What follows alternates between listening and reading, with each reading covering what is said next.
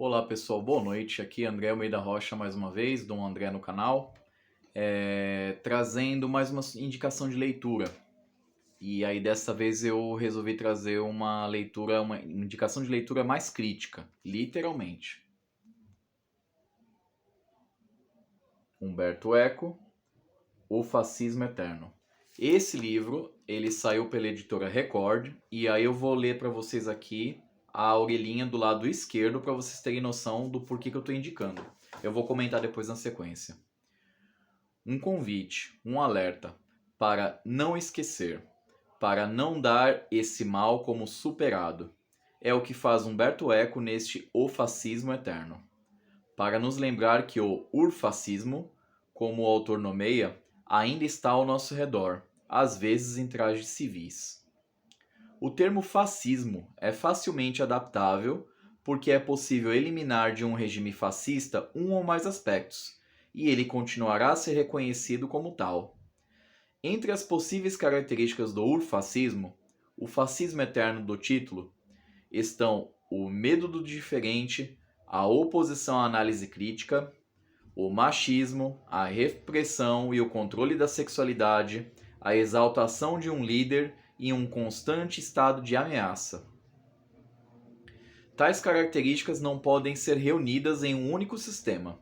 Muitas se contradizem entre si e são típicas de outras formas de despotismo ou fanatismo, mas é suficiente que uma delas se apresente para fazer com que se forme uma nebulosa fascista.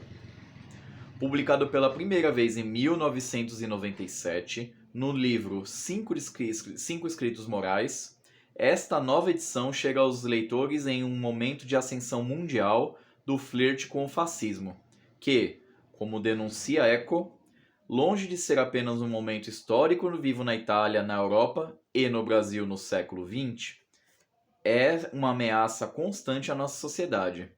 Esta reflexão, importante e necessária, ensina a pensar sobre o sentido da história e a importância da memória. Bom, contextualizando muito rapidamente, gente, Humberto Eco, ele chegou a presenciar historicamente, né, o final do fascismo na Itália, né?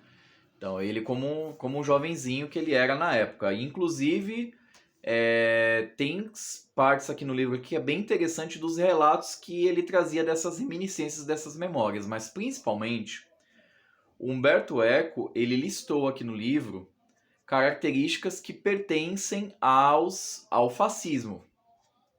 E aí, se a gente for começar a olhar e ver bem, aqui no Brasil a gente está com várias dessas características aqui. Mesmo antes do atual presidente entrar na presidência. Então, meu povo, Humberto Eco, que experienciou esse final do fascismo lá na Itália, escreveu isso em 97. De 97 para cá, muita água rolou por debaixo da ponte. Porém, a gente consegue sim observar, né? Recentemente nos noticiários aqui no Brasil tem saído, né, os desmantelamentos de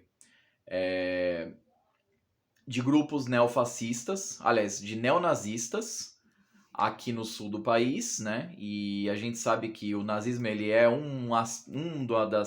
dos aspectos no qual o fascismo ele se mostrou, né? Então é importante que a gente abra os olhos. Estou trazendo essa leitura aqui porque é uma leitura crítica, ao mesmo tempo, ó, é uma leitura finíssima. Minha mãe leu em um dia, eu também li em poucas horas também. Aliás, em um dia. Minha mãe leu também metade de um dia. Eu li em pouco tempo também. É uma leitura rápida, mas é uma leitura que deveria passar na mão de muita gente para as pessoas começarem a abrir os olhos e acordar, né? Tem muita gente que ainda está desacreditando no poder de arregimentação dessa extrema-direita fanatizada e que a gente chama de bolsonarismo aqui no país, né? E como eu tenho falado com os amigos meus, eu tenho certeza que sim, que o Lula vai vencer. O Lula tem mantido estabilidade, mas independente do Lula vencer ou perder, a gente vai ter um longo caminho pela frente aí, porque eles não vão dar sossego. E principalmente a única forma da gente lidar com eles é com energia. Sim, Não dá pra gente simplesmente falar, ah, não, deixa quieto, não. A gente vai ter que começar a enfrentar esse ideário, sim. Porque se deixar, vai tomar conta. É erva daninha. Ainda que aqui ele deixe muito claro que o fascismo ele sempre está rondando. Ele sempre vai rondar e ele sempre vai estar rondando. Porém, é nosso papel, se a gente pensa que há a possibilidade de um país melhor, de um mundo melhor, nós temos que estar sempre atentos contra a ameaça do fascismo. Tá certo, gente? Então essa foi minha indicação de leitura. Eu fiz aquisição de mais outros livros também, porém eu preciso pedalar as leituras, eu tenho algumas coisas também da graduação para ler também, então eu preciso dar um jeito num monte de coisa também, mas assim que sair uma nova leitura minha aqui, eu indico para vocês, tá bom?